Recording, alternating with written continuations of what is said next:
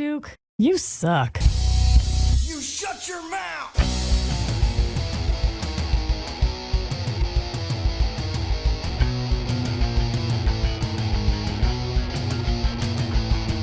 Welcome to the Duke You Suck podcast. And now, Duke Durango.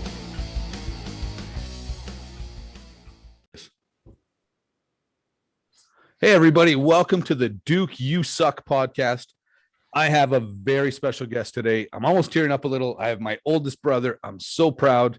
Kent Clarke, PhD Bristol. Thank you so much for coming on the Duke You Suck podcast. Not necessarily your forte, and I'm really glad you're here. I love wrestling, so it's fun to be here. And I got to tell you, bro, that I probably watched about half a dozen podcasts so far. I'm totally impressed that you just kind of pulled this one out of nowhere and thought, I want to do this. Let's see what happens to this. And I've got to tell you, as much as I love wrestling, that's kind of our family background. You are a natural interviewer. You pull the human stories out of people. And I'm impressed. I'm proud. I mean, whether it matters that your big brother's proud of you or not. But thanks, man. Just some of the human stories are awesome. And in particular, I listened to a couple with some of the female wrestlers. Right. And just listening to some of the stuff that they've gone through to get where they're at. Well, it's not easy, man. Those stories are amazing. So well done. Yeah, it's one of those. I find in any sport, like, wrestling or construction, or even, when we were talking about faculties of education, which, I'm proud to say my brother's a professor at a fairly prestigious university. So I find women often have to work harder, and let me rephrase. They don't have to work harder, but they do. They feel they have to work harder. So it really sets them apart. I think, I don't think men realize how much extra work they have to do. No, and in my discipline, that would be true for sure. I mean, most of us are white males. Right. Again, we can debate about the reasons for that and how legitimate those reasons are, but absolutely, the need for a female to work harder to get into this industry is that's true for sure. Right. For people that don't know, Kent is a PhD, which is a doctorate of philosophy. But his primary expertise, and I'm going to make you tell the people what you do, because I try and explain it to people, and I know I oversimplify it so much. So you're a PhD, but let's talk about some of there's other letters that come after your name. And it's something I'm very proud of. So let's talk about what, kind of your accomplishments for a minute. So I don't know about some of the other areas. I mean, guess some of the areas that I specialize in, technically I'm a New Testament scholar, but I've never really been interested in just looking at the New Testament. I'm interested kind of in the theology behind the New Testament. Right. My first love is looking at ancient manuscripts. As you know, we've shared some pretty cool moments together on trips doing that. I don't know about other letters like PhD. I've got a master's degree as well. I've got a double major for undergraduate degrees, but my students don't even call me Clark or Kent. They just call me Clark. So who cares really about the letters behind? Not even Dr. Clark anymore, just Clark. Not even. They've never called me Dr. Clark. No, they did one time. Do you remember in Israel when the kids? I don't know. I'm sure you were on the bus for this, because I think that we had a conversation about it in the room that night. But I want to say it was Amanda, and now the other young lady's name escapes me. Melissa. Yeah, Melissa and Amanda. Sorry. I'm sorry, Melissa and Amanda, if you see this. But they kind of knew, you told me that, some of the students knew I was coming. And I remember getting on the bus the very first morning. And obviously I didn't look like anyone else on the bus. So they lean over and they say, "Excuse me, are you Dr. Clark's brother?" And I look at him and I go, "But yeah, he's not a real doctor. So if someone gets sick, call 911. I must have said something else that day, rude, because I remember getting back to the room that night and you're like, "Bro, do not undermine me in front of the students." I didn't say that to you, did I? You did. And then I laughed and said, "You shouldn't have brought me here, man." It was hilarious. I sounded a little uptight or something. I don't know. Well, hey man, if you give me too much rope, I'm going to hang myself and make us both look bad. We're blue collar Irish. I'm proud of that, right? A PhD, it's not brilliance. It really isn't. You know how I feel about this. No, it's hard work, man. It's hard work. It's the Irish work ethic. Yeah, because I've seen you leave your backpack at the park more than once. Or my wallet or my keys or whatever it might be. Yeah. Makes you feel any better? I do that too. I've been called by the video store back in the day. "Can you please come get your debit card?" Yeah, but at least you have an excuse for your brain damage. I don't have any. No, that was before brain damage. That was Okay. just That's good. I have no excuse. So actually, let's talk about brain damage for a little while. When you started wrestling, how old were you in grade 7? Were you 12 or 13? I always lose track of how old people I think are. I was 12 when I started amateur wrestling with so that Mr. makes me like Baker. 7 when I started getting amateur wrestled. That sounds about right. Yeah, that sounds right. Yeah, but you were never an easy mark. You were always stringy and wiry. You were hard to pin even back then. So I wasn't a good training partner, is what you're trying to say. No, you didn't. You never made it easy. What a jackass! Not you, me. And looking back, I was going to be a good training partner, even when you're little. Yeah. So what made you get it? What made you get into wrestling? Because I know, I guarantee Dean and I both got into wrestling because you did. Yeah. And sorry, I got to keep reminding myself to look at my camera. It's perched up high on my big monitor here, so I'll try and do that more. Don't worry. Yeah, I don't know. I think in part it was because of Mr. Baker, who was my junior high school teacher, encouraged me to come out. And I think we kind of just grew up in that environment anyways, right? Like we were kind of rough and tumble and did crazy, stupid stuff. And other kids' moms told them to stop fighting. Our mom told us to go outside. Exactly. Just do it outside and it's all good. But yeah, I actually look back. I mean, we are all athletes. Going up through junior high school, we all played soccer. In high school, I played football and wrestled, played rugby and ran track. And by a long shot, wrestling was always my preferred sport because for sure. I think I was better at it. And I was smaller as well. So being playing football, when you're I don't know, it's probably 150-pound running back. I was fast, but not very big running back. Because you had to be, man. Exactly. You run scared all the time, right? You give me the ball and you run your heart out. Anyway, wrestling was always an even keel. It was an even footing. It didn't matter what weight you were. You wrestled against people in your own weight class. And the other thing, it was an individual sport, so there was nobody else to blame. You rose to the top or you fell to the bottom, and it was basically your issue, and it was how much you trained or how dedicated you were to it. So I've always loved that. Yeah, it's one of those sports, like talent can definitely get you so far, strength or speed, but at the end of the day, it's hard work, right? Yeah. And I was actually just thinking about, I don't know what I was watching, like literally before we were talking about this, and I was remembering how dog shit I was when I was first wrestling. And I can remember it was because I didn't have a goal. Like I wasn't training for anything. I was just wrestling because I knew, the Clarks wrestled. That's what we did. So it wasn't something I was real passionate about early on. And it wasn't until I was probably in grade 11 or 12 that I started like, okay, I want to be a national champion. I want to be this. I want to be that. And then, oddly enough, a year later, I'm ranked 6th in the country. So, set goals, young people. Yeah. Set goals. Absolutely. Yeah. So then, I'm going to fast forward you through multiple sports in high school, lettering and all these sports in high school. Did you, and I could be mistaken and I tell this story all the time, so I could be really full of shit here. Did you or did you not have scholarships to more than one university offered? I did. And so I had a scholarship offer from the University of Calgary. Okay. And I think that was back in the Eklund days. So that's going way back, right? Do you remember him? Oh, I remember Bob Eklund for sure. Yeah, good man. And then, I also had a scholarship offer, and it was based on performance from the University of Oregon. Okay. So I wasn't lying. Okay, I was telling. Oh, yeah, those. And I even think I got Oregon right. So. Yeah. Okay. But I think that's the other thing with wrestling too, is it wasn't just an individual sport. I don't know. I'm sure for you and Dean as well. Wrestling actually taught us a lot about who we were as individuals, and it created character and ethics in us. So I think my work ethic, obviously it comes from growing up poor, but a huge part of that comes from our background as wrestlers as well. I think I'll send you a link later, but people know I'm kind of, I don't hate Joe Rogan. But he's one guy, as much as that guy knows, you think of the thousands and thousands of fights that guy's seen in his life. He's also a national champion in Taekwondo.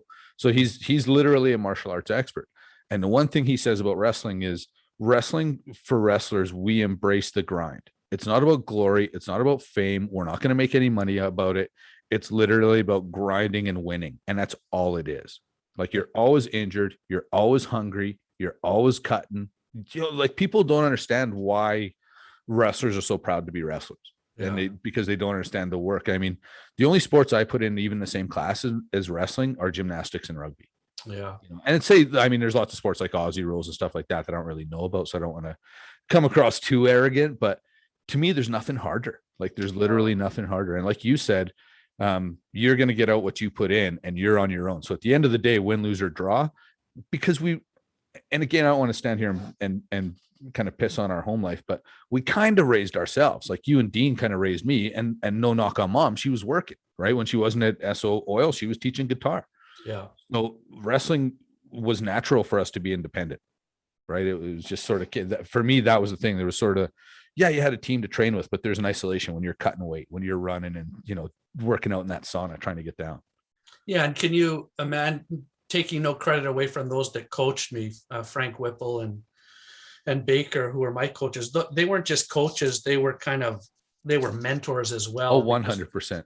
They had the same character and taught work ethic. I remember in high school, I think I was in grade 11, and we had a tri-meet. And I think at that tri-meet, I think I wrestled, it was probably 8 matches after school in kind of a 3-hour period.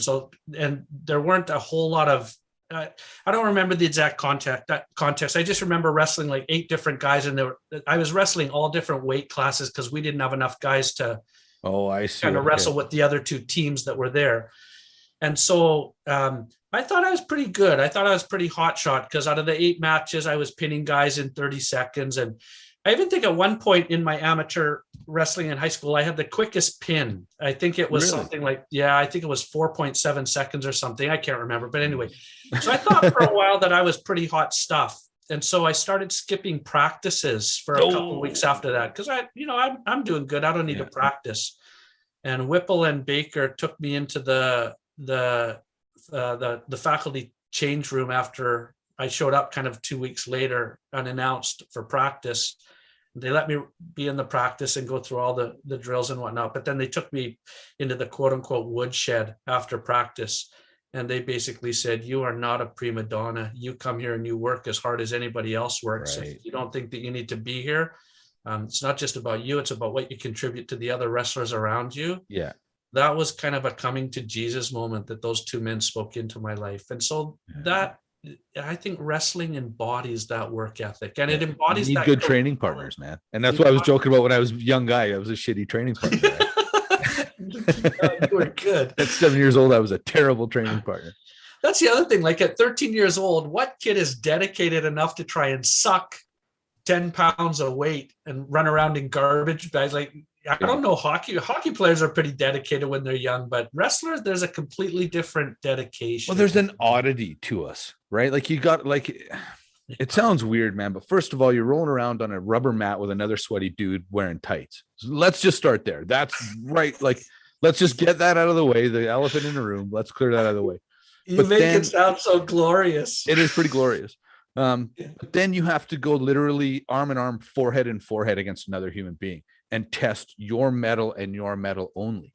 And that's not for everybody. Whether people want to say they can do it or not, that isn't for everybody. To be able to go out there, and I can tell you, I did this a lot, to go out there and get your ass kicked in a room full of people and wake up or stand up and shake the ref's hand, shake the guy's hand who just kicked your ass, shake his coach hand for coaching him so good, then go back and shake your coach's hand and then getting shit for how shitty you just wrestled. Right? Like, not everybody wants to do that. Oh, it can be a humbling process, can't it? So not only does it give you resiliency, I think it creates elements of character that are humbling. I agree. Well, I'll tell you right now, I don't like losing. I'm extremely competitive, but I'm also an extremely compassionate winner from losing so much, right? Yeah. Like, you don't get used to it. That's something you don't get used to. I think too, like, I remember, I mean, we'll talk about faith and theology a little bit later here. Yeah, man. But the one thing that I liked about wrestling as well is that you really could incorporate a sportsmanship into it. Yeah. And for me, my faith was important for me probably from about the sixth time of being 16 years old and on. And I remember being able to incorporate that. I even remember praying at the corner of the mat right before matches. which I think that was an example. Somebody else who was in our high school wrestling team was Catholic and used to do that. And I thought, hey, that's kind of cool. So Right. you can, I just think it's such a good sport to incorporate so many elements of character, especially for young guys and young girls who are learning the sport. Yeah. It's character formation. 100%. And that's one of the things, like most of the, and I know a lot of really good people, but there's a different character. Like I was kind of telling my friends, like if you run into somebody with cauliflower ears and you're going to start mouthing off, just don't, because that guy's going to be really nice to you right before they tear your ass up. Right. Like just don't do it. Yeah. You know, and they're like, well, you don't have cauliflower ears. Well, because I thought they were disgusting. Little bit. We wore headgears. Yeah. Dean My didn't ears would get bother. sore. The first thing I'd do is go find a headgear. As soon Yeah. as I had a sore ear, man, I'd go get a headgear on. Yeah, Like, it's true. I appreciate certain guys. It's a badge of honor. But like there was a guy, and a lot of people that know me watching this would know Ken Blatz that I went to high school with. And when I got into grade 10, he had a cauliflower ear that hung over because it was so heavy. Oh man. And then he had to get a surgery. And this isn't wrestling season. This is September. So he'd been Wow. wrestling all summer, right? It hung over. He had to get it strained, cast it up, and then a tube in it to let blood drain out. So he had a towel on his shoulder, so blood would drip on his shoulder. I literally met the first time I met that guy, and I was like, that will never happen to me. Yeah. Like, I will not. And I got all these buddies, just thug ears, look like dogs chewed on them. Mine are like pristine. I could put Yeah. earbuds in still and stuff. You're a smart wrestler. Not really. Is there one really? Yeah, that's true. Fair You enough. know, when you're in a sport where literally the first thing you do is grab a guy and smash your forehead into his, like at least I do. I still make my wife do it to me once in a while. She hates it. Grind my forehead. Yeah, I miss it. Yeah. So okay, so you went through all that, turned down those 2 scholarships, and went a completely different path, Yeah. and decided that you wanted to work on. Correct me if I'm wrong. Originally, your original major is simply a bachelor's of theology. Yeah, I actually did a double major, Bachelor of Theology, because I wanted to be a pastor. And then a double major, the second major was in outdoor pursuits, outdoor recreation, Right. because I loved the outdoors and I wanted to be a camp director or something like that. So that was my undergrad degree. Yeah. Wow. So okay, so you're sort of a camp director, right? I mean, you know, Yeah. just without all the camping, you get to sleep Yeah, inside, so that's no, better. Still love the outdoors and the wilderness, but yeah. And now you just teach the animals instead of take them out. Yeah, and on real bad days, I've wondered, geez, maybe I should have took the wrestling scholarships. I don't know. Anyways, Yeah, it's easy to look back, man. I think you did the right thing. I've never looked back. I'm happy with the choices that I've made. I've been blessed very much. So Yeah. So then when did you change path? Because you know, you took me in out in Kelowna there when I was a young lost soul. And at that time you were pastoring at a church and then moved to Vancouver to Abbotsford there to work on your master's degree. What made you change from pastor to, you know, scholar? Yeah, it's a good question. I loved being in the pastorate. I'm not a fire and brimstone guy. You know me, I'm pastoral, I'm soft. Yeah. And You're a so sweetie. yeah. Until you get upset, in fairness, until you get upset. You can get me upset. The Irish is You there. still right? have a Clark temper. Yeah. Mom's favorite, as they say, but anyways, right? Well, let's not even go there. Just teasing you. No need to get mad when your mom's favorite. Anyway, so I basically pastored for 3 years while I finished off my undergrad degree. Okay. And then during that time, we were actually in a really traditional conservative church. And I kind of found it frustrating trying to deal with just dead tradition. And as a young guy, I wasn't sure how to deal with that. Which is one of the reasons I won't go near, right? Yeah, and fair enough. But at that point, Lauren and we left the pastorate thinking that we were going to go get master's training with the idea of coming back to the pastorate. And in fact, the church that we left was going to hold the position for us for 2 years. And that's the church that you were at for a while. Yeah, you bet. The one I painted. You got it, the one you painted. So we were headed back there once my master's degree was done. That was the plan anyway, because I just wanted to figure out, how do you motivate older people that are kind of stuck in their ways and don't really want to be motivated? And so halfway through my master's degree, I had to serve as a teaching assistant for a Greek professor here at Trinity. And when he would go away to conference, I ended up in the classroom teaching his Greek classes. And I kind of thought, I could be a pastor for the rest of my life. I love people. It's good, but I thought, if I don't teach, I'll perish. And so Right. So like how many classes before you realized? Was it fairly fast? it was quick. It was 2 classes at the most. I thought, this is my vocational calling. And it's funny because some people have these vocational callings that they talk about, that they kind of slowly find them. Mine, I didn't slowly find it. It was immediate, ran me over like a train. I knew that I was made to do this, and this is what I wanted to do. Just a complete and utter aha moment. You got it. Sadly, I was told by the professor that that's great that you figured out you want to do this, but I guess now you're going to do PhD work, which, as a young married guy and with a wife that we weren't very rich, that was a hard decision to make. But anyways, She took it like a champ. My wife put me through probably almost more years of school than we've been married. We've been married for 30 years this year, but I think she put me through. So I have 12 years of education. Again, not brilliance. It's just hard work and a wife who literally put me through. So I'm grateful to Lauren. Dragged you by the throat sometimes and dragged you through. Although at the end of my PhD experience, Lauren, we lived in the UK for 3 years. She was so sick and tired of being away from family, and she wanted kids so bad. I remember the conversation very clearly. I'm going home next month. You can stay here if you like, but I'm going home, and I'll go home without you. So shoot. So she dropped the mic. It was done. I don't think you ever told me that, and I love Lauren even a little more now. Like, I am done with this. I'm going home. That's exactly how it ended. Yeah. So I came home with her. Well, you're a wise man. Again, you probably made the right decision. If there's anything that keeps us Clarke boys out of trouble, it's our wives. Yeah, it is. Or the 2x4 wisdom that we talk about. How do you learn? Well, you learn from the 2x4 up the side of your head. Hey, mom only did that once, and you had it coming. I'm just joking. Do you remember when she threw the wooden clog at Dean? No.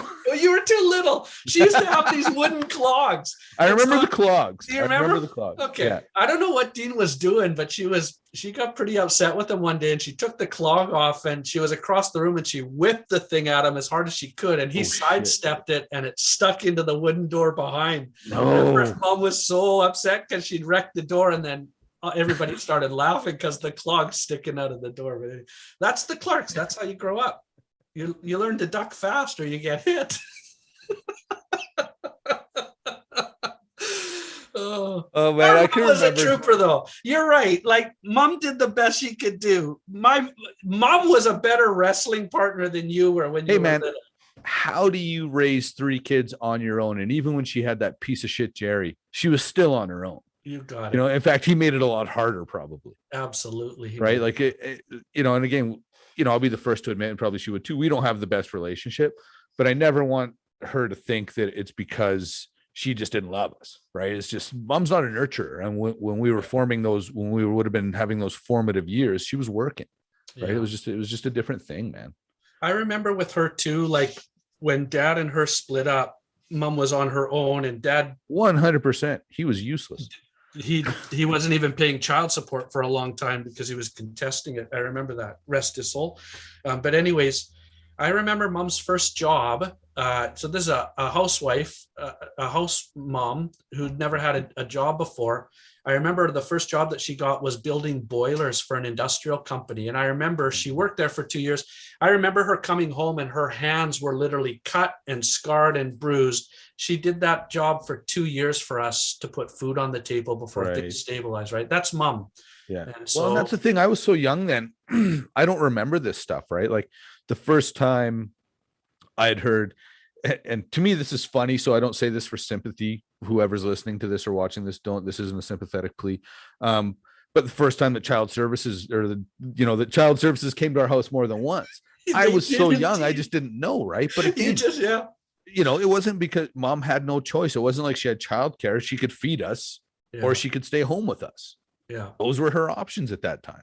Yeah, if it wasn't child services at the door from the next door neighbor calling them saying we were neglected kids, it was the cops knocking on the door for other various reasons, right?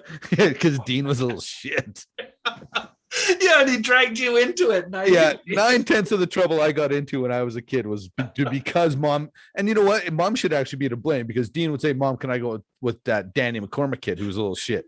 Yeah. And mom would say, "Yeah, take your brother." So any trouble I got in was actually her fault. Yeah, it's true. Yeah, always take your brother.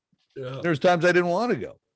I was too much of a Dudley Do-Right growing up. My conscience was more powerful. I was always afraid of getting in trouble. I think that's because we grew up with Jerry and I was always afraid of consequences of crossing him or something. But anyway. And you know what, man? I don't think that's a bad thing, right? Because when people complain about, oh, use kids today and things like that. Well, the first thing, if you want to complain about kids today, anybody, my first question to you people complaining about the kids today is who raised them? We did. Right? Well, these kids today, they're your kids, folks. Yeah. Like it didn't just happen. This sense of entitlement happened because we as parents gave our kids everything we didn't have, but thought we needed. And now our kids are little assholes. Not all of them, but a lot of them. You got it. We have 2 kids that, and I will vouch, they are not. I haven't talked to Jamie for a long time, but Kieran is no way a little asshole. They're not.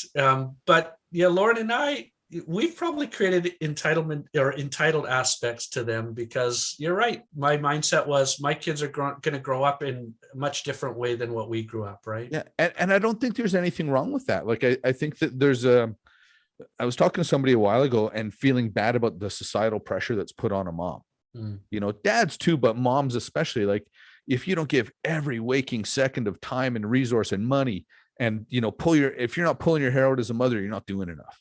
You know, and I just think, man, you know, there's probably a happy medium between what people think parents should do today and the way we were raised. There's probably somewhere in the middle of that's probably a good safe zone. Yeah, I agree. You know, it's getting pretty extreme. And I mean, but I'm also hoping there'll be a backlash. Yeah. You know, like the pendulum's really swung to that sense of entitlement. And then the next set of kids are just going to drop. They're going to get hammered. It's Hegel's shift. It kind of goes back and forth, doesn't it? But I mean, I've been teaching for 20 years now, and there's a difference between the students I used to teach 10 years ago and the students I teach now. And so some of the caricatures or generalizations about millennials, God love them because they're incredibly creative and incredibly bright. But yeah, there's often some entitled aspects to that as well, right? Right. Well, and again, there's an old comic that's, you know, says today's kid or yesterday's kid, and you know the kid would have an F on his report card, and the mom or dad was standing there, you know, telling the kid to explain it, and it was today's parent, and they're standing in the classroom looking at the teacher, trying to tell the teacher, like, explain my kid's F. You know, you got it. Wait to tell you, mom and dad, but your kid's not doing the work, like. You know, and at your level, when a kid gets an F, that's costing somebody a fair amount of money. It's especially where I teach, it's costing a fair bit of money. Yeah. Yeah. Like, and so that to me it was something I didn't understand because our parents didn't understand it either, is how hard you need to work in school to be successful later. Yeah. Right. I had to learn how to be successful in school much later in life to be successful, period. Yeah. I think it's because we were never, I'll speak for myself. I flunked out of high school. So those people that know me from high school and find out you're Dr. Clarke, who the heck are, how did you do that? You flunked out of high school. Right. You were an athlete. What did you, part of that was just different interests. I kind of feel like high school kind of bored you, or the public schools. That's the case with Dean as well. Put him in a different 100%. Environment and he just thrived. Right. Yeah. And I had a guidance counselor that, you know, basically told me, like, you're not a dumb kid, but your marks are shit. You need to come to my office. So I went and sat down and did some aptitude testing and stuff with him. And he sort of told me, you know, tell me about your education growing up. Tell me, you know, what school was like. And I mean, I didn't, you know, I never thought of myself as a good student. I really didn't. But mom told me a story, I think in second grade. My teacher, Mrs. McDermott, wanted to advance me to the third grade. I remember that. Yep. And mom never did it. It was one of those things, like, I can remember being mad about it, but when I listened to, she said, you were already so little anyways. And then you would have been a year behind the other kids. So you would have been so small. She was just worried about me. Yeah. And I mean, I guess on a certain level, I appreciate that, but he kind of said, like, scholastically, that's probably the worst thing that happened to you, because he said that you don't, and I think this is probably fair to say for all three of us, we don't learn the same way the system teaches. Yeah. So if we're not super challenged by it, and not that it's intelligence, but there has to be a relative amount of work we have to put in to look for that success, where I could not go to school and still get 60%. Well, I think partly, and again, I'm speaking in my own educational context, but we can bore the students to D's and F's, right? I mean, if you create an environment where there's some challenge and there's some excitement and some passion, they often rise to the occasion. But yeah, I wonder how much the public school system just bores kids because we kind of, I don't know how much challenge is there. But anyways. Well, even if they're challenged, I mean, yeah, like we could go on about this all day, but even if you challenge me, what do I learn when I regurgitate something for a test and then drop that test and Monday I'm onto something else? And that's, we'll talk about that again in a month at the midterm or 2 months at the final. Yeah. Right. Like it's not a practical way to learn, but very, very easy to sit with my parts ticket and talk shit about what teachers do. So yeah, absolutely. That's a tough job to be a public school teacher. That's a tough gig. Yeah, for sure. Well, I don't think being a prof is any easier, especially when I look at the road you had to travel to get there, right? Like these kids are like, oh, I got to go to school for 18 years. Like, yeah, well, imagine going to school for 30, smart mouth. 25 anyways, but yeah, like think about that. That's longer than like a lot of people stay married now. I'm surprised and Lauren reminds me that you have more education than a medical doctor and you get paid about 1/20th of their pay. But do you remind her how fulfilled you are?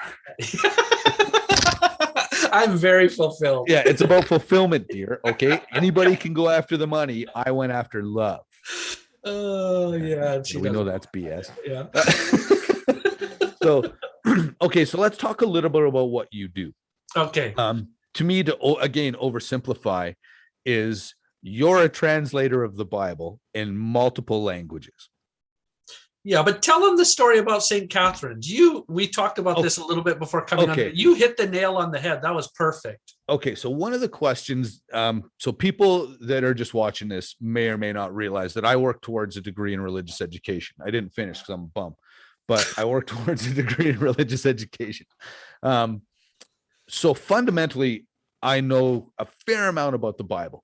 One of the questions that I get asked, and I asked Kent as well as a professor, one of the questions that we get asked probably more than anything, or the comment that gets made about what's in the Bible more than anything, is what gets lost in translation in the 2,000 years since the Bible began to be written.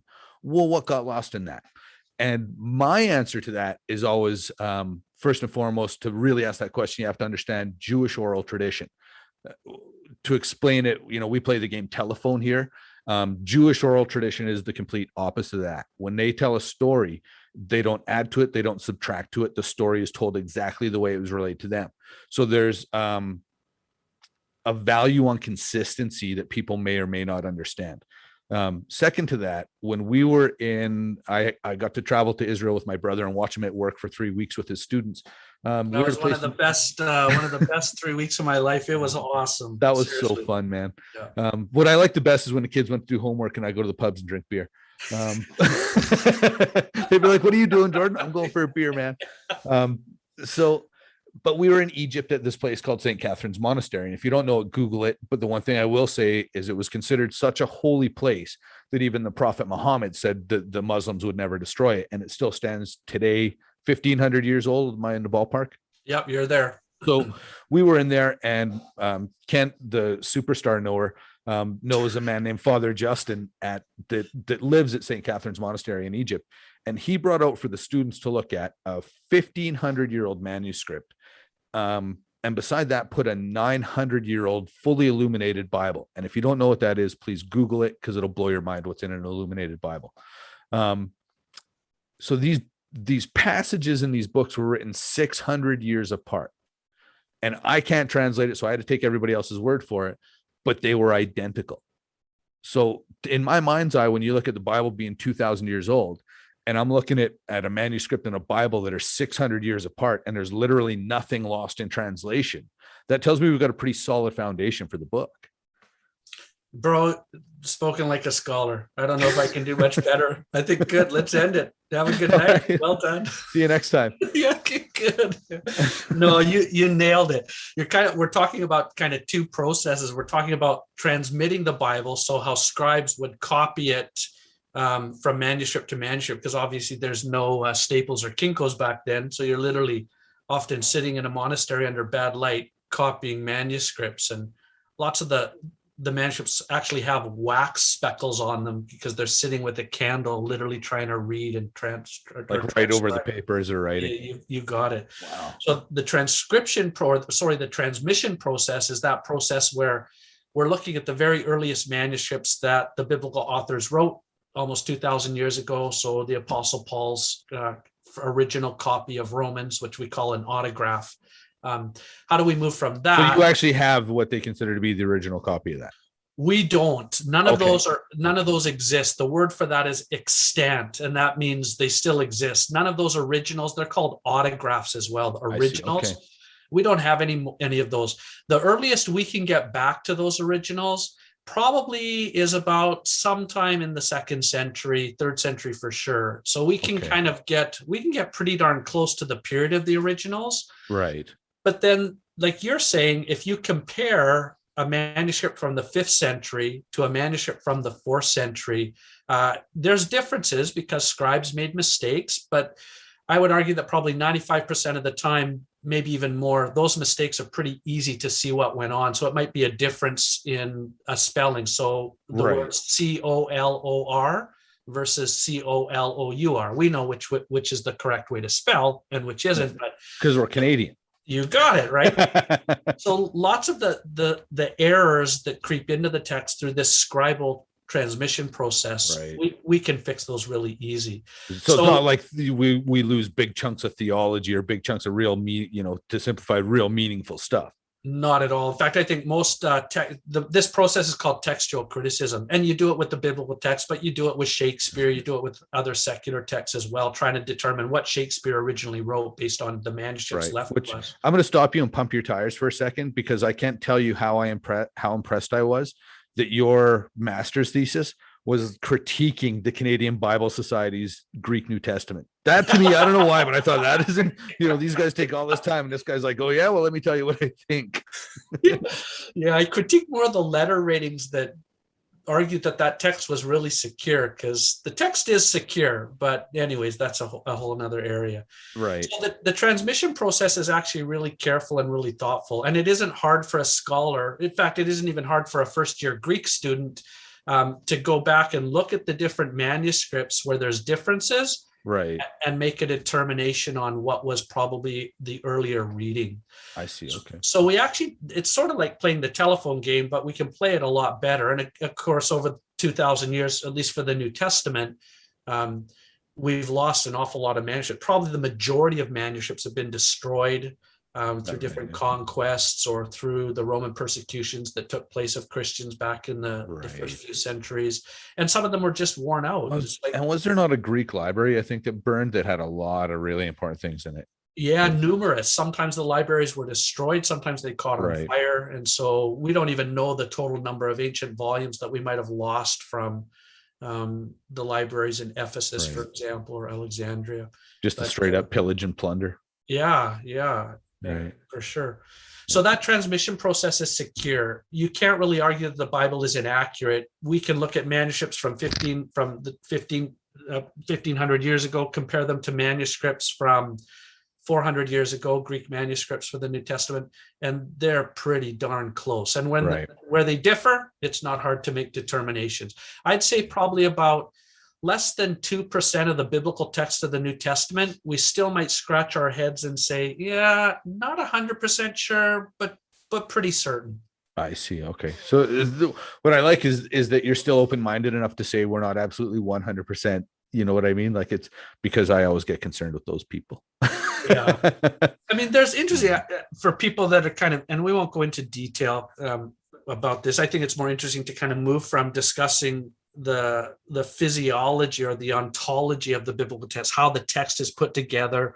I think that's really interesting, but I think it's more interesting, at least today, to talk about what that text actually means culturally, societally, personally, morally, or whatever. Right. So maybe we can move there, but no, I think that's because it's one of the phrases I use all the time, that when I'm people, because I'm not afraid to tell people that I have faith in God. So it does come up. Right.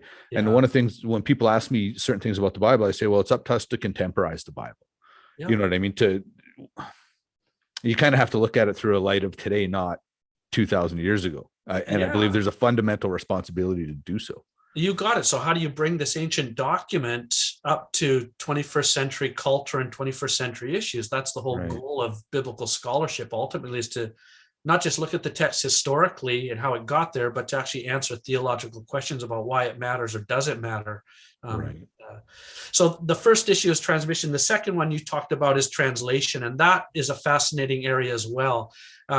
So for people that don't know, the Old Testament is primarily written in ancient Hebrew, and then the New Testament is primarily written in ancient Greek, Koine Greek, which is a little bit more recent than classical Greek of people like Plato or Socrates. Now, when you say recent, what are we talking about? So Koine Greek would be it's basically street Greek. It's kind of like English today. It's just the common tongue, the common lingo in and around the time of Jesus. Okay. Yeah, so it would have just been the common Greek that was spoken on the streets for trade, for commerce, for conversation around the time of Christ. So how do we get from those Greek texts, which again, we have really good, reliable copies of them, and we can verify that. But the bigger question is, how do we get to our various translations? And because you and I live in the English-speaking world, we often give preference to those English translations, and we don't even think about the Mandarin translation or the Korean translation or the Arabic translation or the French or the Spanish or whatever. Right. So that's the process of Bible translation. How do we go from the Greek or the Hebrew originals or the earlier text to these modern translations? And that's where our conversation, I think, before we started tonight, just in dialogue, you're absolutely correct. Something's lost. Translation isn't perfect. So, right.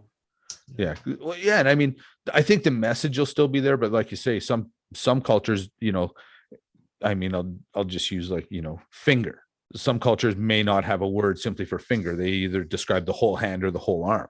Finger's not a thing, right? So I think some people maybe, but do you often find, or have you noticed, and please don't think I'm trying to put your feet to the fire on this one, but have you noticed any big theological questions come up from a situation like that where we're kind of, oh, geez, there's just not a word that translates there? Hugely so. I think that happens all the time. You're dead on, where some of our bigger theological debates revolve around how we decide to translate a particular term. Right. And you'll find that even in the English translation of the Bible, we have different versions. We have the King James, we have the NIV, we have the New English Standard, we have the New American, et cetera, et cetera, et cetera. Is your favorite thing, I want to read the Bible in the King's own tongue, the way it was originally written? Is that your favorite? I want to read it the way God wrote it in King James English in 1611. That's honestly, I've heard that people say that, and I don't react to them, but in my head, I'm like, did you actually just say that? Yeah. Oh, I mean, we're Irish. We know that God speaks Irish, so that's irrelevant. Yeah. But anyway, God's Gaelic. Everybody knows. God's Gaelic.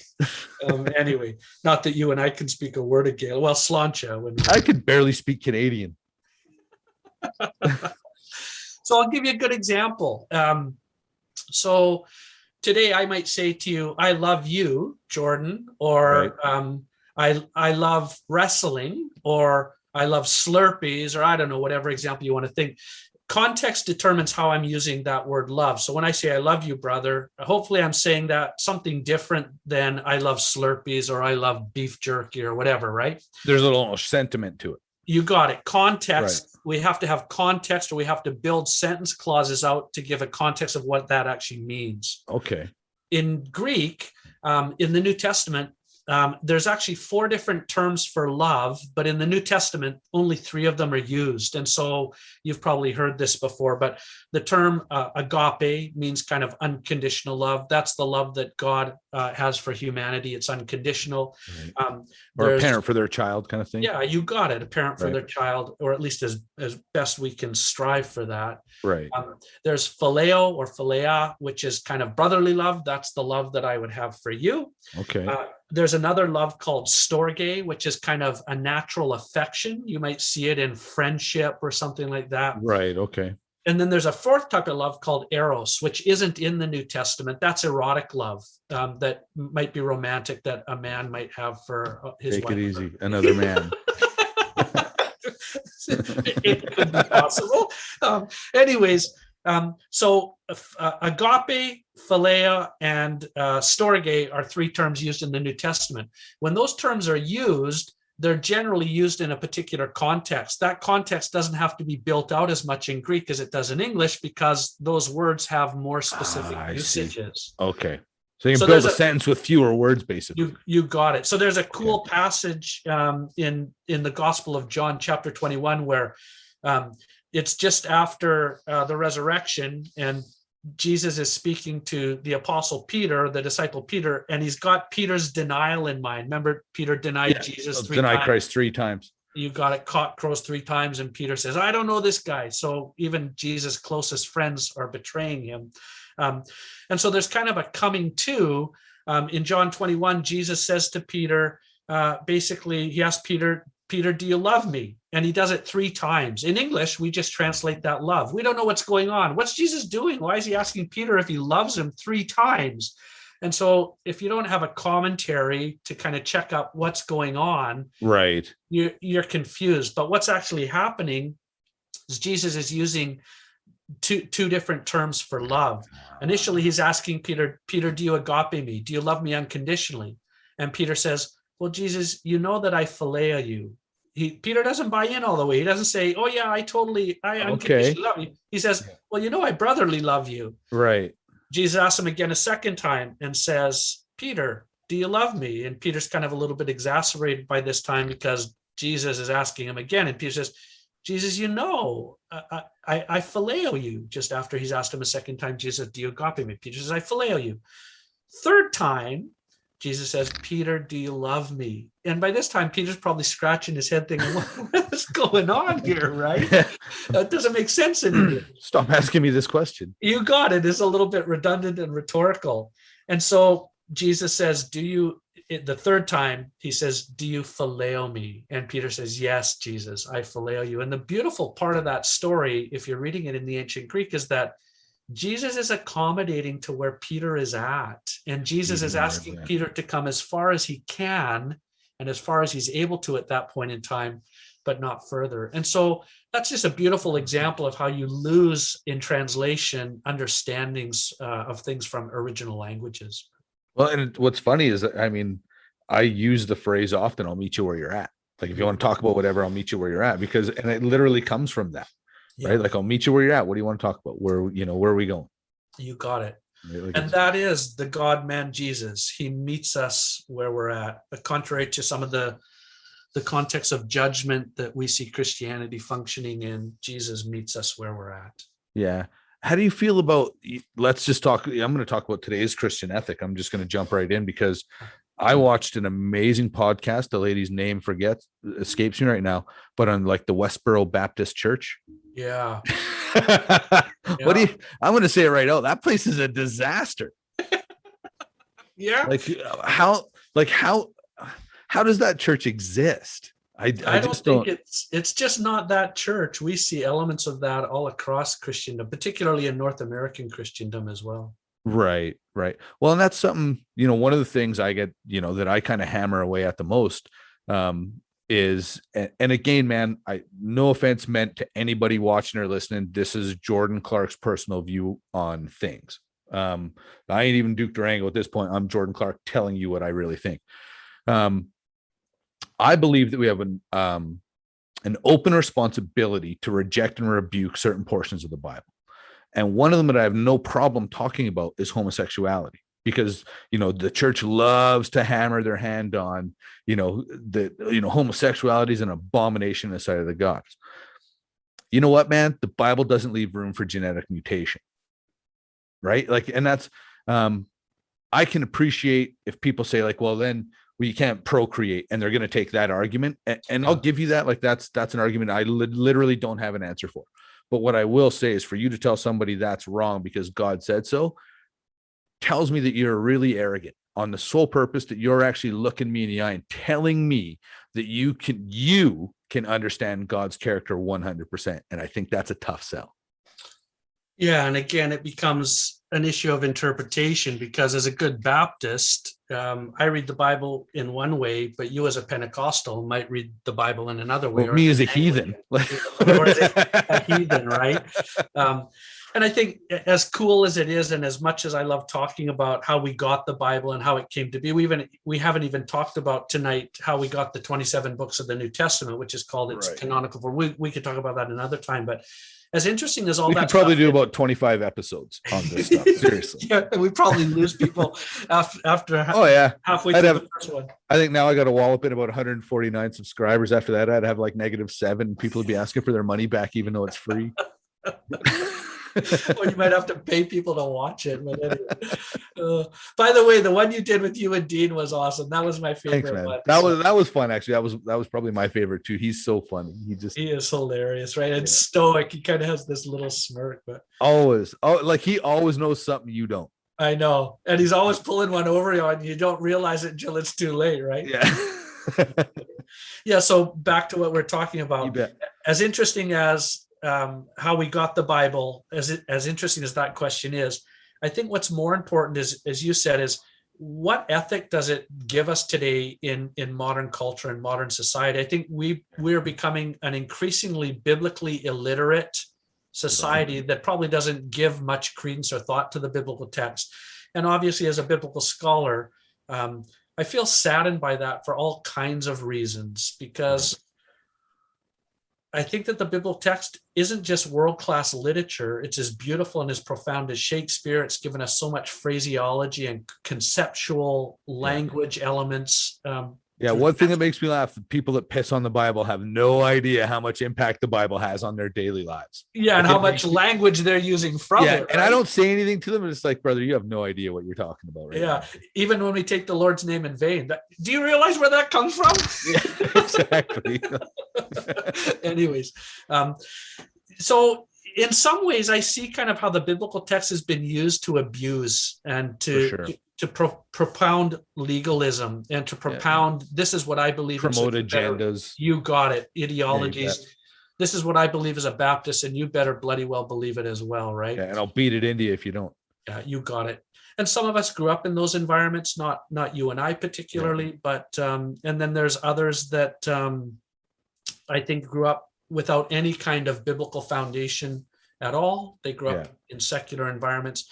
So I think there's just a wide spectrum of what the Bible actually means to us today.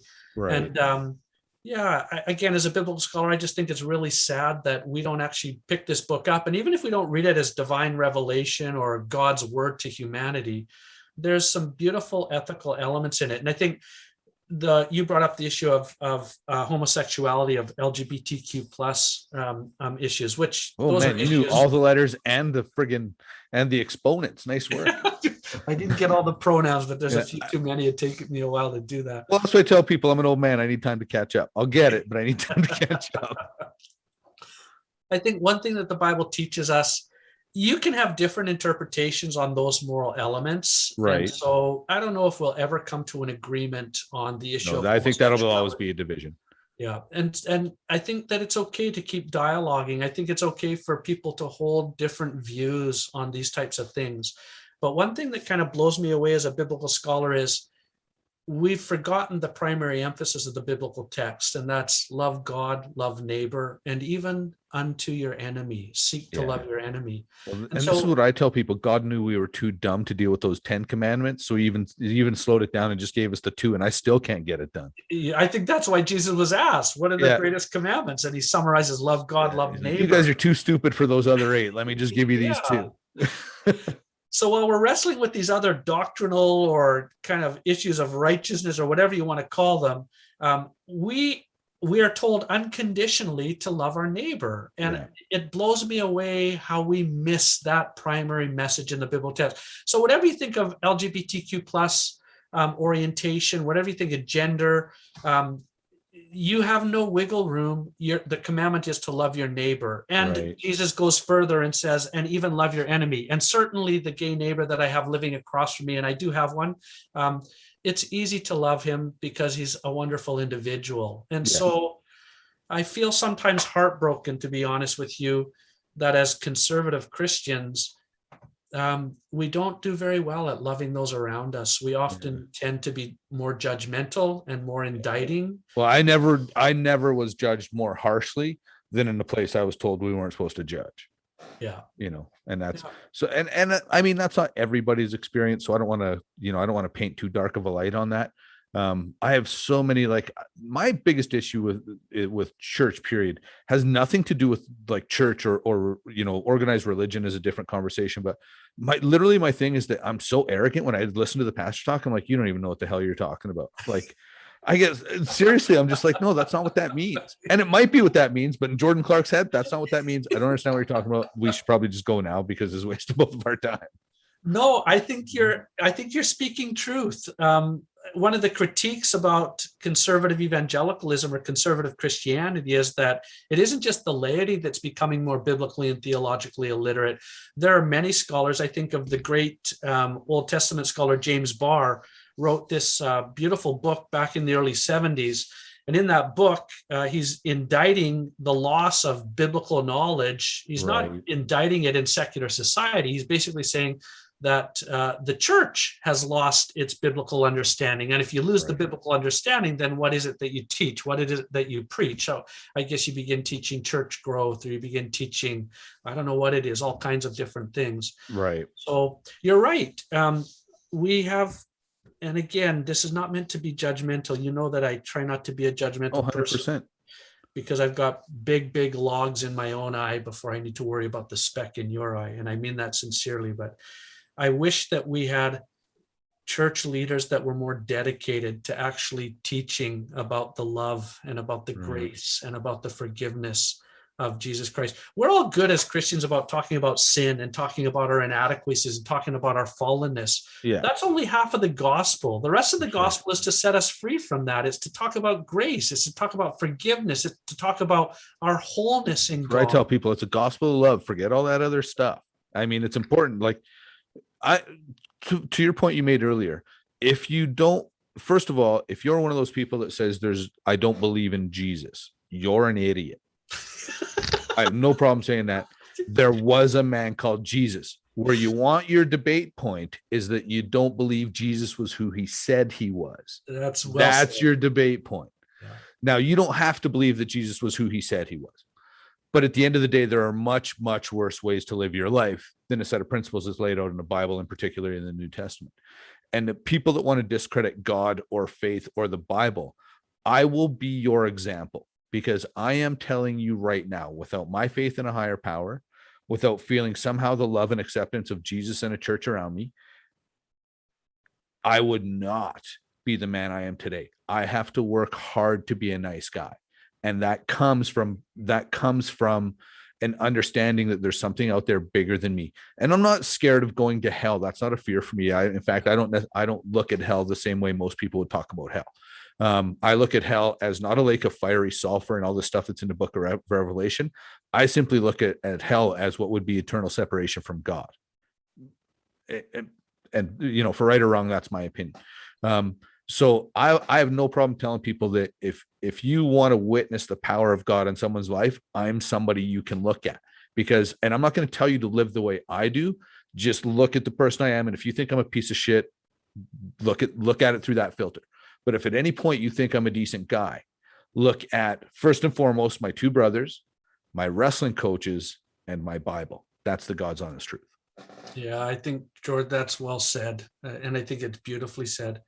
And by the way, you're probably known for speaking your mind and for having a crusty exterior, and I'm not saying this, I'm obviously biased because you're my brother, but you're also the go-to guy that if I'm ever in deep doo-doo, I know where I can go. And I know that that's not just because we're brothers. I know you've been that person to other people too, that when the rubber hits the road and when the chips are down, you care about people and you love people and you give them a hand up. And I know that's in large part because here's the thing, I kind of learned that from you, right? Because no, man, I was in a bad spot. I wasn't living the best life. You were a newlywed and moved me in with you and your new wife in a 1-bedroom apartment. So, and then fast forward, I kind of get my shit together. I meet this great girl who's foolish enough to let me marry her. All our wives are foolish enough to let us marry them. We definitely measured up. The parents fooled the whole deal. Say what you want about the Clarke boys. We're good con men. But I remember living in our first house we bought. So I'm talking, it would have been 2003. And you phone me right out of the blue and say, hey man, I told the guy Dirk that he could come stay at your house. He's on his way to Calgary. And I'm like, okay. And like 20 minutes later, ding dong, this guy's at my door. And it literally that day I was like, the Clarks have an open door policy. Yeah, Period. that's our family policy. Yeah, like and we always like, you don't have to know my brother, but if you need a place to stay in the lower mainland, I'll call my brother and he'll give you a place to stay. You got it. We got rooms. That's our family tradition, one of them anyways. Yeah. And that's you've embodied that in so many ways. And so and it's honestly, man, it's learned behavior. Even to like mom, I remember every year when you were, going to doing your undergraduate work, you would always bring home some poor stray guy or gal that didn't have a place to go for Christmas. And mom actually, I think after the first year, she started keeping cheap gifts in her closet just in case you brought somebody home. So, I mean, again, we can go hard on mom and dad the way they raise us, but mom's the kind of person who would keep a spare gift just in case somebody came over and didn't have anything. You got it. Yeah. Right. Like and so I think that's one, to me, one of those values that just, whether that comes from mom and dad, I honestly don't know, but there's always been an open door at our place. Yeah, I agree. And I think the other point that you touch on as well is that when we're talking about religion, that seems to be kind of a dirty word, and fair enough, because it's to me, it is. The only thing I do religiously is eat oatmeal while I'm watching Sports Center in the morning, which is really dangerous, right? Yeah. I don't eat oatmeal anymore. That's a lie.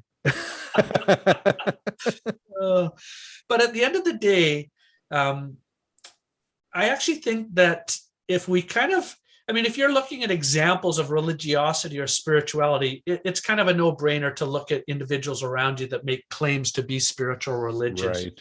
And sadly, that's the problem. I think in my own kind of environment of conservative evangelicalism, we have this pastoral cult, or this kind of cult of personality and idolization, and we put people on these pedestals. And as you said, all of us is going to fall at some point. All of us have fallen at some point.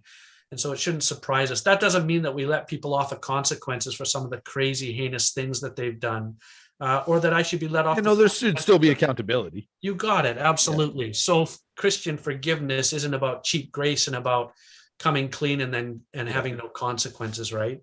Yeah, no, there's accountability, there's consequences, and then there's forgiveness, and you move on.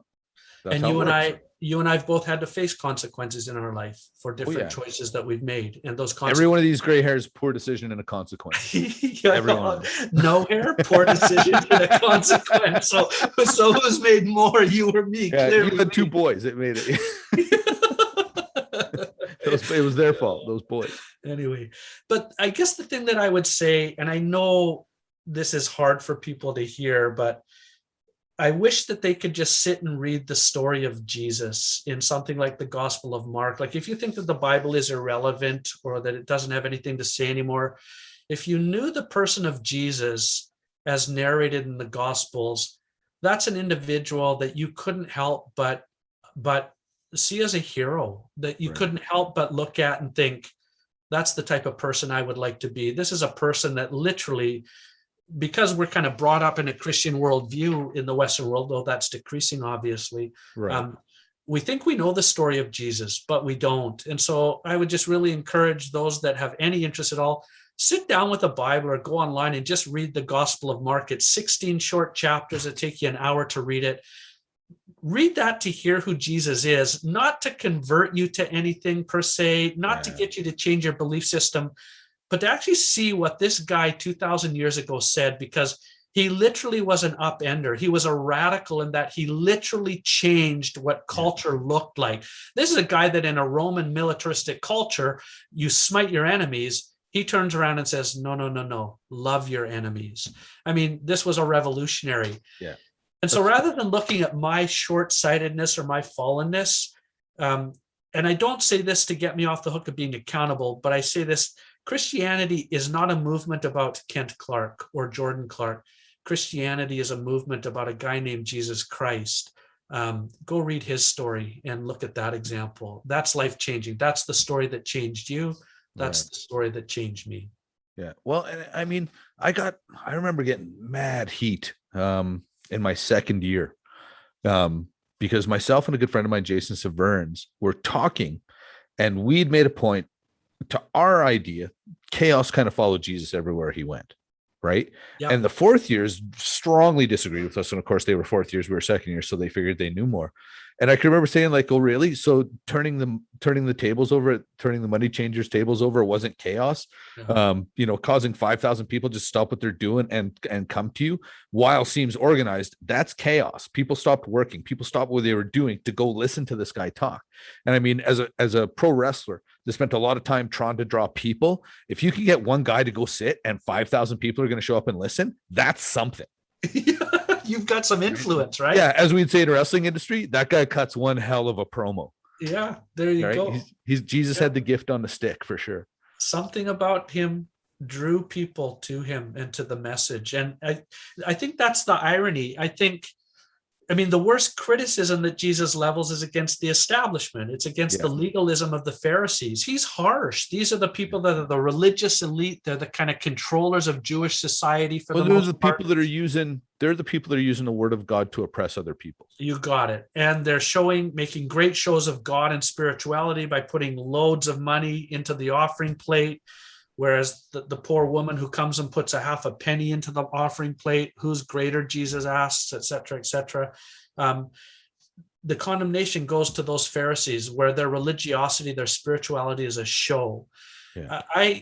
Because you're exactly right. Because today's Christianity doesn't come down on the Jimmy Swaggarts of the world.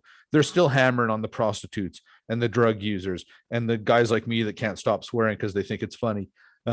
You know what I mean? Like the church judges the people that Jesus told them to judge the least, and they hold least accountable the people that are inside their own walls. And I'm surprised that as an evangelical Christian, I'm blown away by the fact that we don't see who Jesus criticizes the most, because I think Kent Clarke is often a Pharisee. And I think if Jesus came back, he would look at us as evangelicals and say, you Pharisees, you've distorted faith.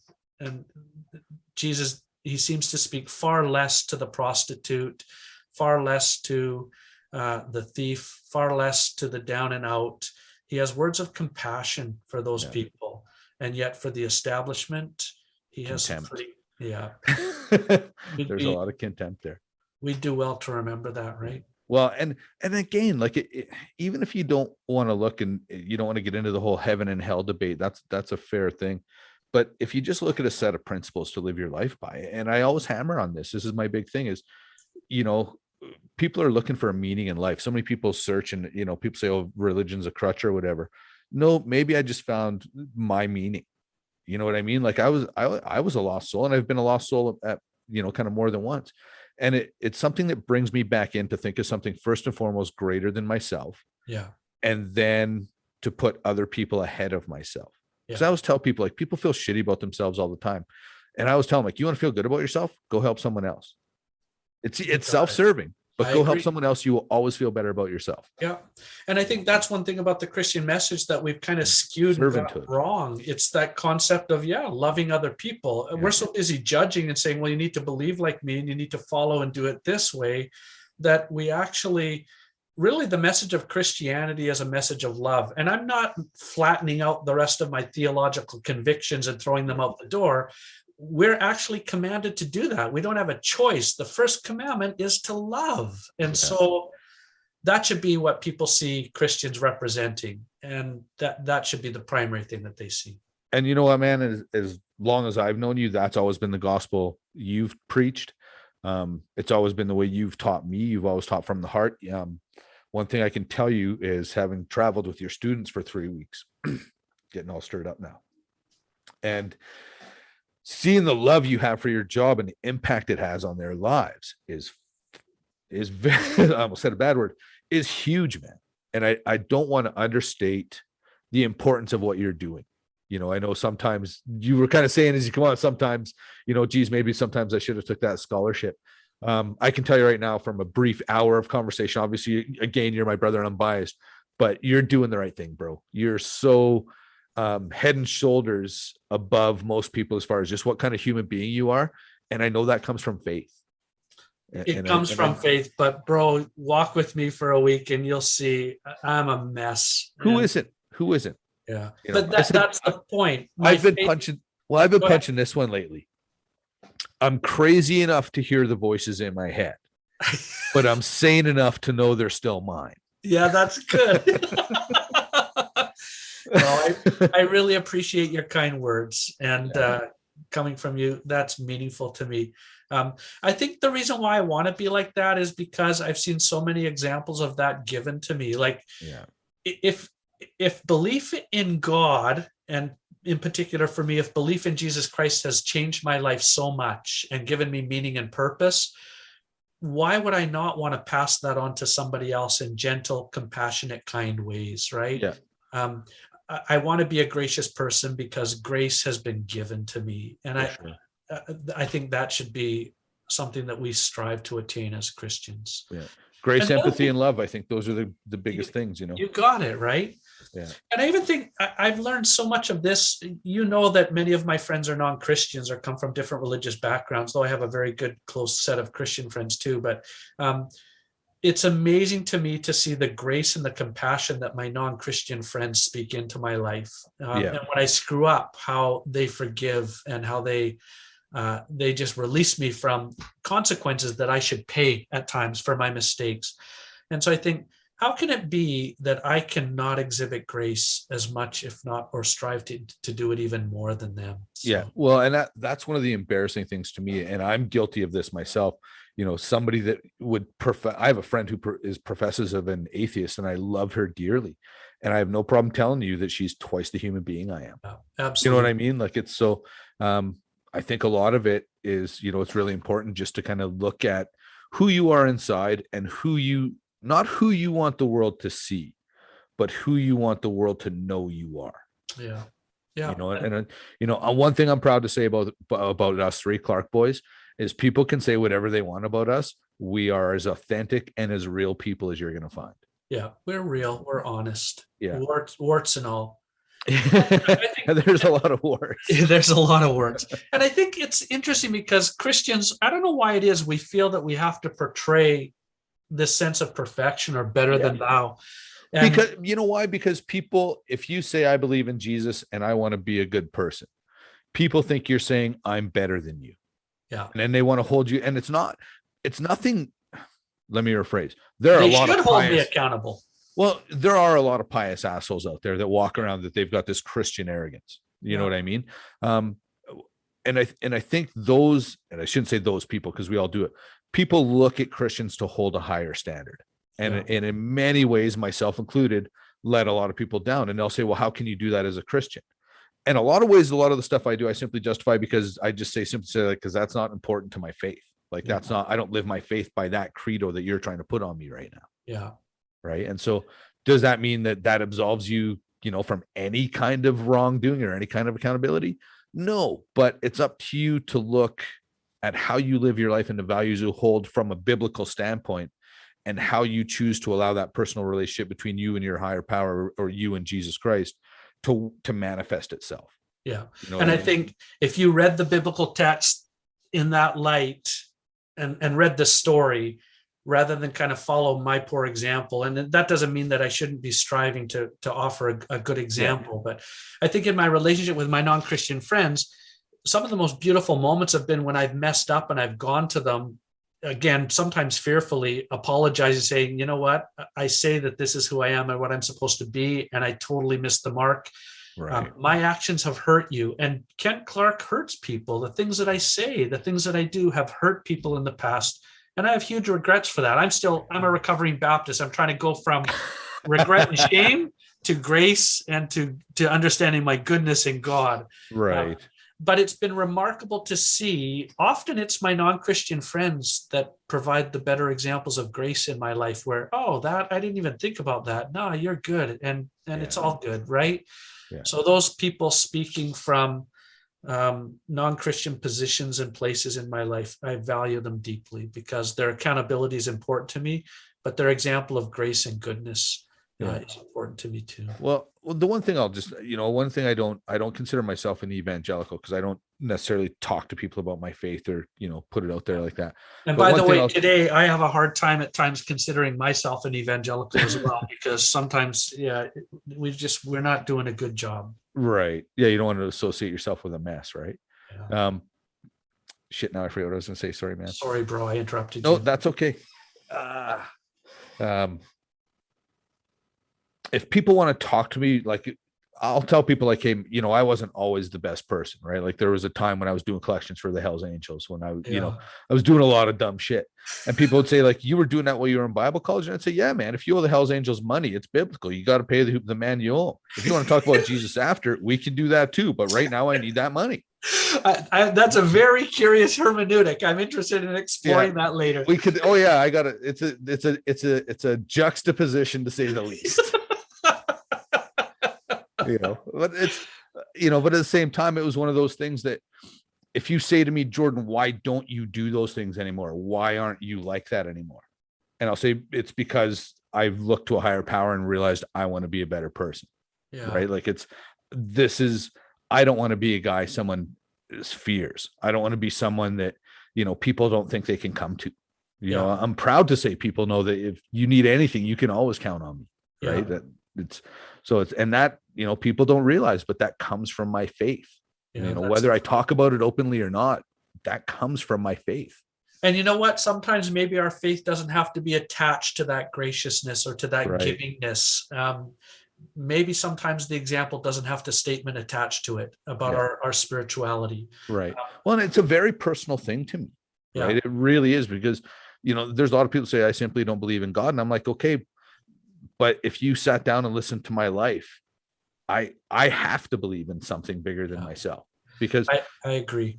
Like literally the best example I can give, and it's so cheesy, and I apologize for anybody that watches this consistently because I go on ad nauseum, but I will say, like, if you don't believe in God, look at Jordan Clarke as a whole, and then look at my wife. You will know there's a higher power looking out for me. There has to be. I think that's true if you look at any of our wives. I mean, Lauren as well, like, man, she should have head for the hills as soon as I came knocking at the door. And I really mean that. I was actually telling a guy about when you proposed at work, and I was like, Dad gave my brother a hard time, and probably rightfully so. I deserved it. At the time, I was very offended, but looking back, and as a father with a daughter, I'm like, I don't know, man. Oh, yeah. Your listeners don't know the story, but when I when I wanted to propose to my wife, I thought it was important to ask my father-in-law first. So we were out. And it is young people. It is important to go to the family and ask their permission. I agree. It's not just gentlemanly. I just think it shows respect. And 100%. By the way, father-in-laws love that stuff. It's good. Yeah. So we were out in some Alberta lake fishing up by Edmonton when I asked him, and when he said no, that was his first response. I almost lost my Christian charity, and he almost went swimming that day. And in fact, it wasn't for the next week. The answer was still no. It was actually my mother-in-law who helped us put together a plan. My father-in-law passed away a year ago in the midst of COVID, and I miss him because we were very close. God rest his soul, man. Yeah. I miss him a lot. Anyway, he taught me a lot of things, but his whole basis of life was monetary. And so obviously I'd been in school for most of the time that my wife knew me. So I was as poor as poor. He knew you didn't have two 20s to rub together. No. And so his reason for saying no is because logically you can't support my daughter. Yeah, so he comes down, my kid's starving. You got it, right? And to be fair to him, my wife ended up putting me through literally years and years of education where we were pretty poor. So there was truth to his no, but it was actually my mother-in-law who helped me put together a financial budget to say how we'll be better living together, married, than the money we'd spend being in love and living apart. So anyways. You had to put a financial plan together to get married. That's it. And as soon as I presented it to him a week later, he smiled and said, "You now have my permission." God bless Lauren's mom. That is amazing. Okay, I'm going to kick one. I have one last question for you. And you're going to think this is the stupidest question to end with, but I've always been impressed by the number of books you have. And of course, I'm looking behind you, and there's a fairly decent library. But I know that's not a tenth of the books. How many volumes do you actually have in your collection now? I've never counted them before, but well, I don't know. You better be honest, because I have a number that I asked you when I was out there right after your furnace got done. I asked you how many volumes you had, and you told me then. So you better be honest. I don't know how many. I don't remember what I told you, but I'll give you an idea. I'm a bibliophile, so I love books. So I think you can see 3 shelves. There's another 2 shelves that go that way. On this wall here, there's another 6 shelves and one more over there. So I don't know. I got 1, 2, 3, 4, 5, 6, 7, 8, 9, 11 shelves in this office. That's only about a quarter of the books that I have. This is just my office. I have probably 3 times this at home. You told me the number you gave me when you guys when you had to renovate your basement there after you moved was 500. 500 books? Yeah, you figured at that time you had at least 500. Oh man, I think I have probably 500 books on 2 shelves here. I have thousands and thousands. And then I have digital books too. And the irony is I've read every word on every page of every book. And I'm a liar. God forbid. I was just going to say, because I asked you that and I didn't want to call you out, but I asked you, I said, have you read all these books? And you said, I know what's in them. Probably because I read the back cover at some point or other. But anyways. Oh man. Well, here and again to all my profs that ever made me write like book reports and stuff like that. Just so you know, I read the first and last paragraph of every chapter. I never read shit in college. I thought that's what makes a good book report. That is what makes a good book report. You should see how mad these girls would get when they would actually read the books, and I would beat them. Just don't let my students hear me say that. I'm teasing them. Hey kids, hey students, education's built on BS. Carry a big shovel. There, you just totally erased my purpose for being. Thank you. I'm crushed, man. You know how much I love you and respect what you do. I tell all my friends at work, my brother is a scholar and my other brother and I are not. Yeah, your brother's not a scholar. Your brother's a blue-collar Irishman. It's hard work. That's it, right? Yeah, don't bullshit a bullshitter 4.0 GPA. And most of us as scholars end up like Socrates, right? We're corrupting the youth and we end up dead because of it. But anyways. Yeah, well, there's worse ways to go. Fuck it. All right. On that note, man, thank you so much for coming on, kicking knowledge. Every time I talk to you, I learn something, man. It's so good. And I love you so much. Thanks for being here, man. Hey, I feel so privileged to be doing this. I'm so proud of you that you've put this together. I mean, we're not just talking 1 or 2 episodes. Well, you're up into the mid-20s anyways now, right? I think you'll be 29. Okay, so you're almost at 30. So impressed. And hey, for those listeners, for those of your listeners that are going to listen to this silly religious diatribe, I'm just appreciative that they would take the time to listen to something about spirituality. And I guess I would leave people with saying that know how much God loves you and how valuable you are. And if you have a sense of condemnation, or if you grew up with the sense of condemnation or the concept of sin in your life, know that God frees you from that and that Christ loves you and that you are valuable and precious, no matter who you are or where you are. That's the message we should be sharing. Right, bro? That is a perfect way to end this, man. I couldn't have said it any better. I love you so much, man. Thanks again. I love you too. We'll chat soon. You bet. Bye, everybody. Bye. Thank you. Duke, you suck. You shut your mouth!